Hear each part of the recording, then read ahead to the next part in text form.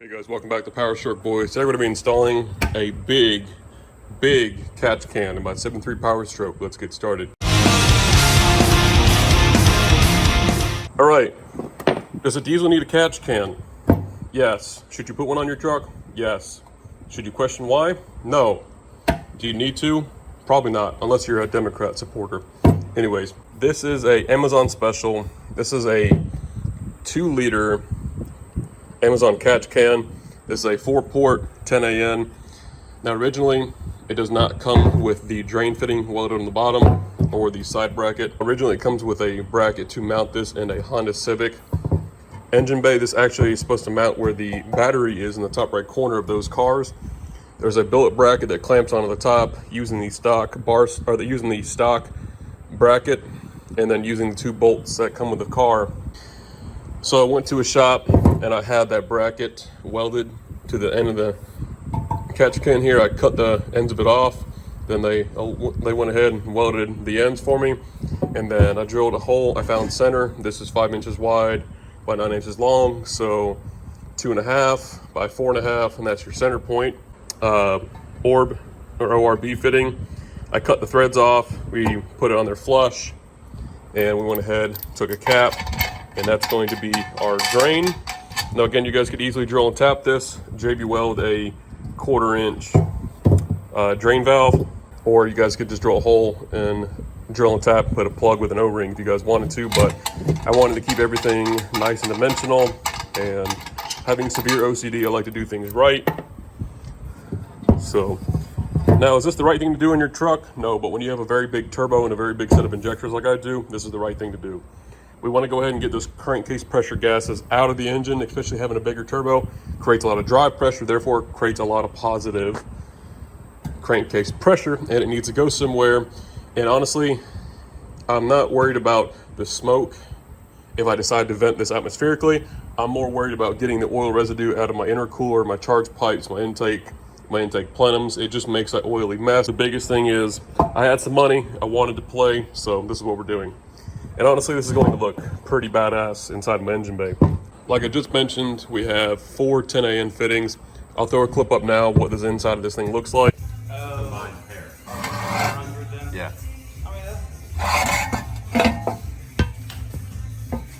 So on the top, we have some 1-inch breathers. There's a piece of L channel that's welded on an angle, and that acts as a baffle on the top. And down on the inside, as you guys can see now, there's 2 little baffles that actually faced opposed from each other with the inlets of the fittings here, and that's just so the oil doesn't get sucked back in. So we'll have one valve cover coming into one, another valve cover coming into another, and then we'll have one capped, and then we'll have another one going back to the intake, just like the factory system is.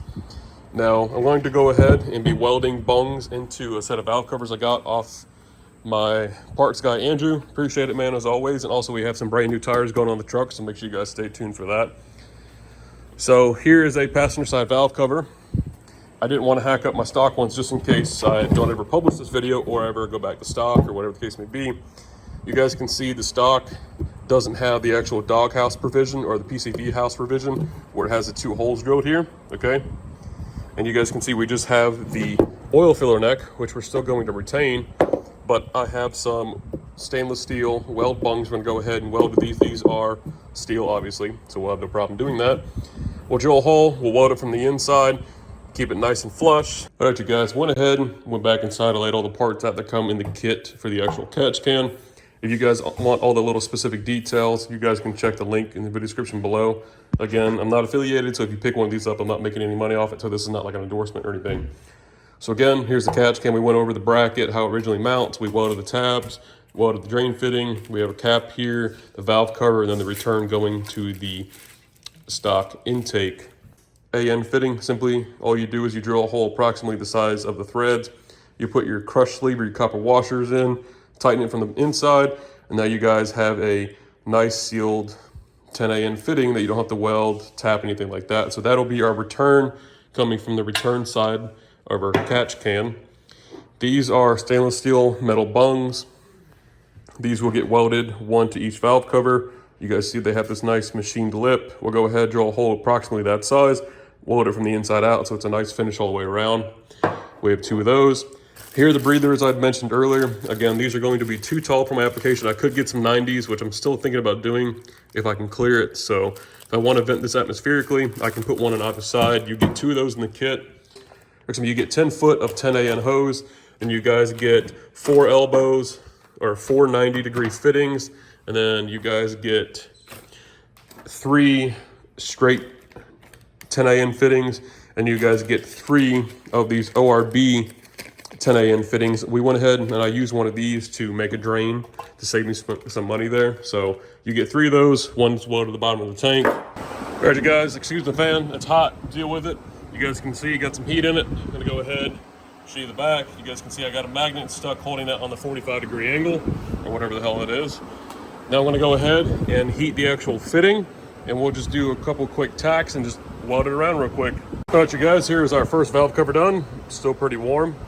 Those stainless steel fittings took no problem to the steel valve cover. You guys can see, went ahead, grinded it down, made it flush, went ahead and I deburred the inside of the hole so we don't have any slag or any BBs or anything like that. Then here's the top. You guys can see nice penetration all the way around. I actually blew through the back a little bit, but that's all right. The preheating definitely helps because we're going from thin to very thick material. And that stainless steel bung is nice because they're never gonna rust and it'll always stay shiny like that. So that'll look really good. So yeah. All right, you guys, so there is our matching set of valve covers, exact same measurement, 3 inches in, 1.5 inches up. You guys can see this one cleaned up really nice, just like this other one. Grinded the inside. Still got to hit it with some black paint, but not bad at all.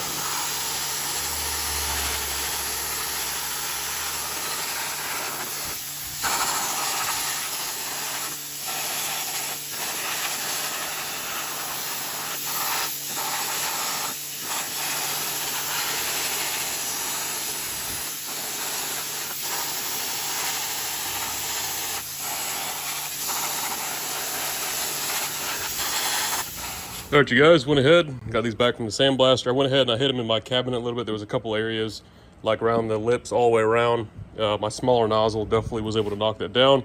That guy using that big nozzle really wasn't able to get all the way around, but he did a hell of a job. Touched this one up a little bit more. I went ahead and sandblasted my map sensor bracket. If you guys notice, this is actually a stock one. That's because I actually just sold my hood stack and everything off my truck yesterday. So guy, if you're watching this, appreciate it. And yeah, the hood stack life, guys, it's fun, but for a daily driver, it's just irrelevant. And then this still needs a little bit more work, but this is actually my H-pop reservoir cap. I'm gonna go ahead and do that gloss white as well. So you guys can see I got my crack oven out, and I got my ghetto ass powder coating area, but hey, it works. You don't have to have anything special. As long as you guys have an oven, you guys can use a little conventional oven for these little stuff here, but something big like this, definitely recommend getting a big kitchen oven. And obviously this one's a 240 volt. It's been a few days, so let's go ahead and give you guys a quick update. Went ahead, got the original hood back on. I sold my hood stack, so that's in the past now. Went ahead, got a new OE map sensor bracket, powder coated that white, used some nice stainless steel bolts on that. Got my new tires mounted. The truck is ridiculously filthy, ignore that. Went ahead and we have the catch can all painted, sanded, and we have a 10 AN drain bung welded in the bottom. Taped up the fittings, those turned out nice. Went ahead, powder coated my valve covers off camera. There's plenty of tutorials and you guys can pay someone to powder coat your valve covers for you. But didn't feel like doing it and save myself some money, and plus I can take the pride and say I did that.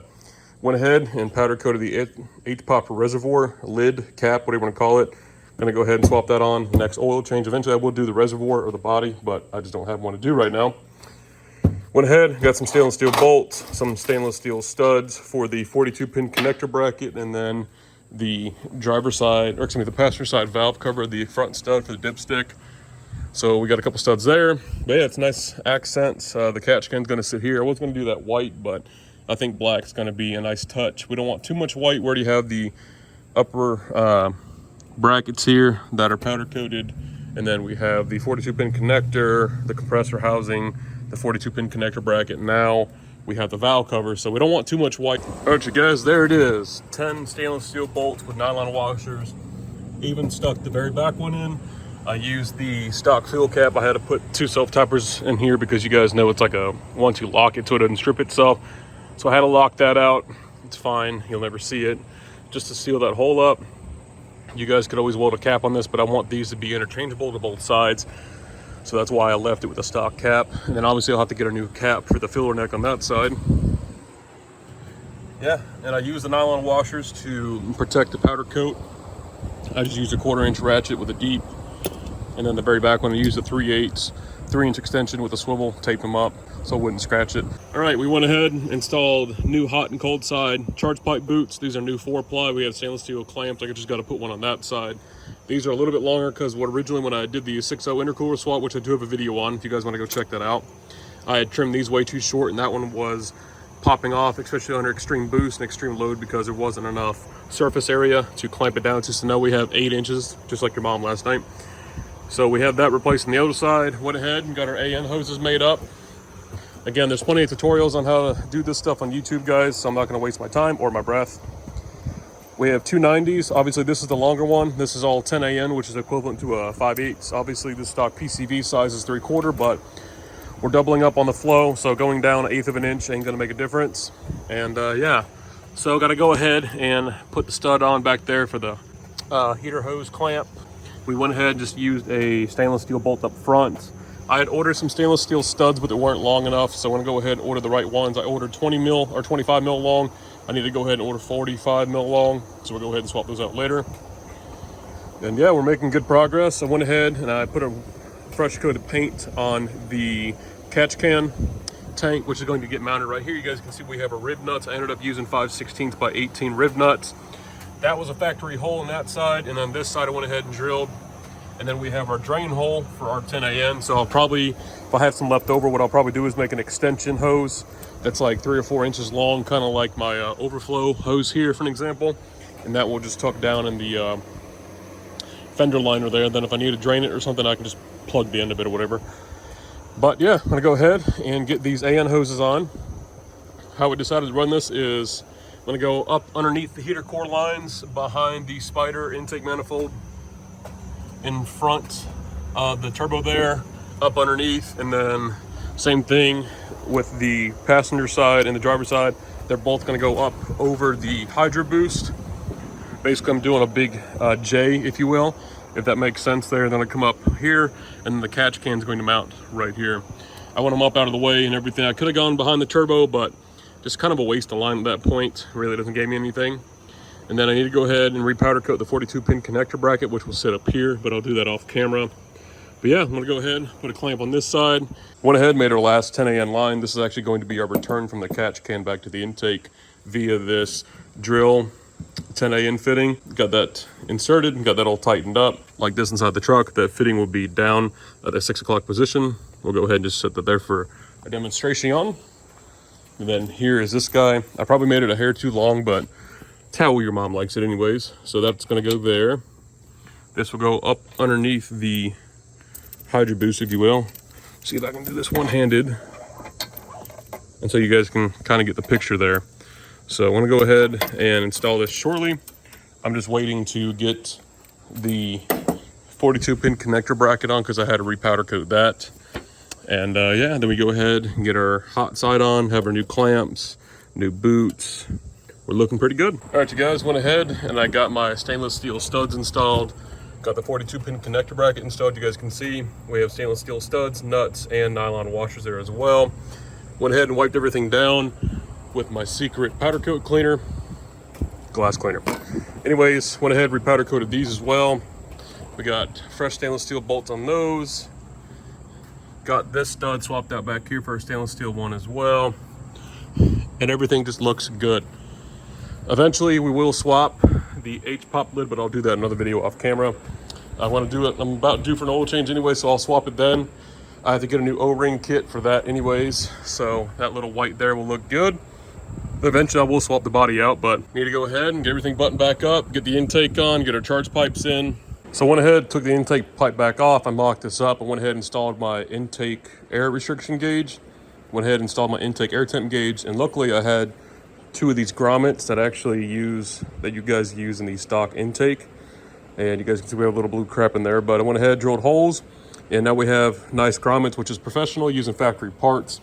If you guys ever go to a junkyard, make sure you guys grab little things like this because they pay off.